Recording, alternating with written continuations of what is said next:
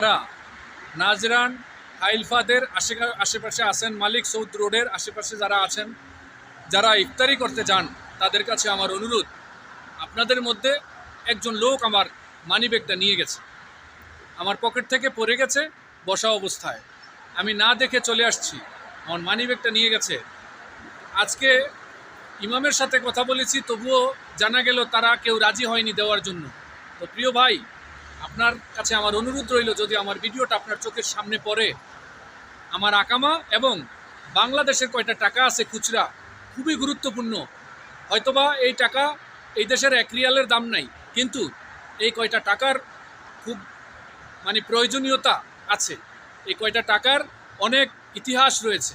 তো দয়া করে মসজিদের বারান্দায় অথবা ইমামের হাতে আকামাটা সহ ফেলে রাখবেন, কাগজপত্রগুলো দিয়ে যাবেন। আর কোনো টাকার সৌদি রিয়ালের আমার দরকার নেই, যা আছে সব আপনার, প্রিয় ভাই। আর ভিডিওটা যারা দেখছেন তাদের কাছে আমার হাত জোর করে অনুরোধ রইল, শুধু ওই বাংলাদেশি কয়টা টাকা, 5-10 টাকা নোট, বেশি না, 5-10 টাকা নোট, 2 টাকা নোট, বাস, এগুলো আমার খুব প্রয়োজনীয় জিনিস। যদি পারেন দয়া করে একটু ভিডিওটা শেয়ার করে দিবেন, যেন ওই ভাইটা এই ভিডিওটা দেখতে পায়।